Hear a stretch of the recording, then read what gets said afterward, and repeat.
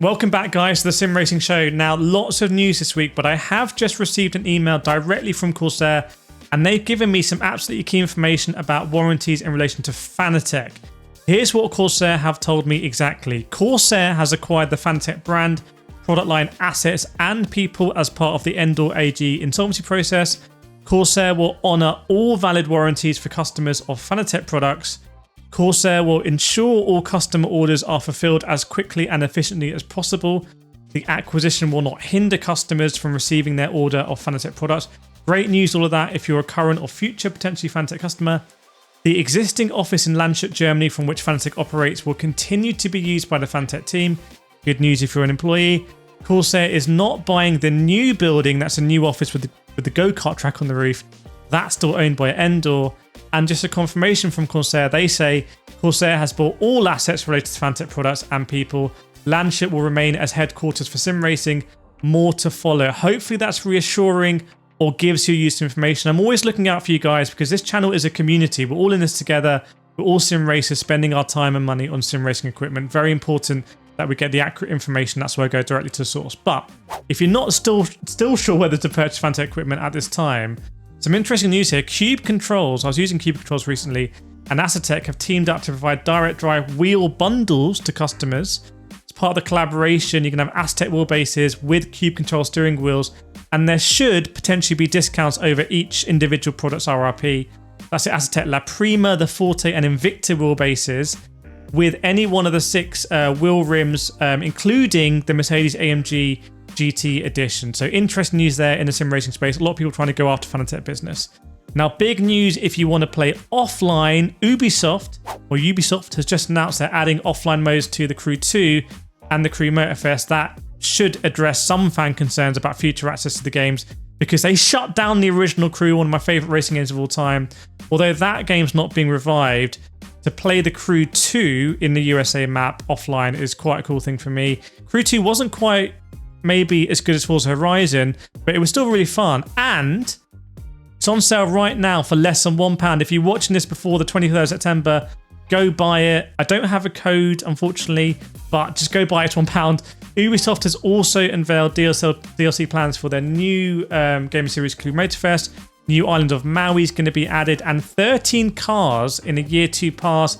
Picking out some here: BMW M5, Maserati MC20, Nissan Skyline GTR R32 classic car already confirmed.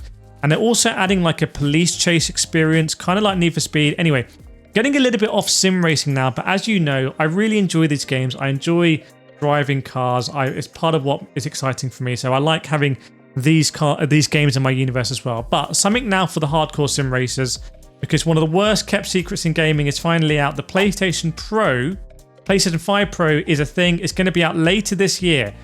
Big controversy. It's going to have better graphics, better sort of ability to have ray tracing at higher frame rates, and it will specifically for sim racers allow Gran Turismo 7 to have in-game ray tracing at a really smooth 60 frames a second with all the graphic settings turned up.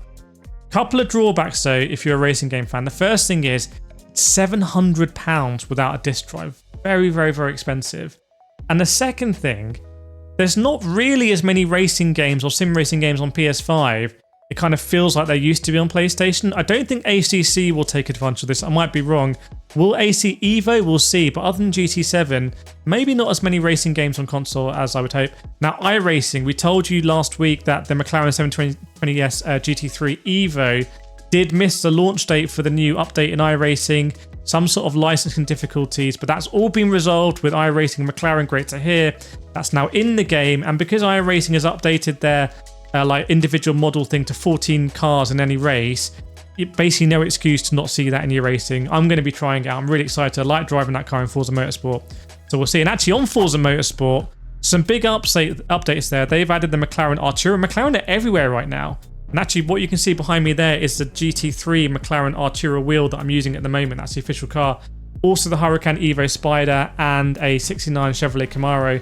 But they have also added a Challenge Hub and Spectator modes that are quite cool. The Spectator mode should allow big league racing and events to come to Forza Motorsport. I've been very transparent on the channel, I would hope, and said that should have been there at launch. And they didn't say, oh, it's not there. They kind of said, oh, it's kind of in here, but it wasn't really. Now it's in, hopefully we're going to see more tournaments. New racing games. You know, I'm always looking out for new racing games for you guys. This one is an indie racer called Turbo Sliders Unlimited. It just gained full release last year. It was in Steam Early Access for 2 years. It's a top-down-ish racer, but it does have a track editor with Steam Workshop, so you can create tracks. Maybe you can create the F1 season. Not going to officially endorse it, but maybe you could do that theoretically and race with 19 other people on there. So it should be kind of like a relaxing game to help you wind down, which I think is quite exciting. Now, we could keep going, but you know what? I'm going to be here, same place, same time next week. So I'll be here for the news next week. Make sure to subscribe to the newsletter, link in the description, www.simracenews.com. Have some very good sim racing this week. Best of luck, get some wins, get some dubs, just have fun. And I'll see you next time.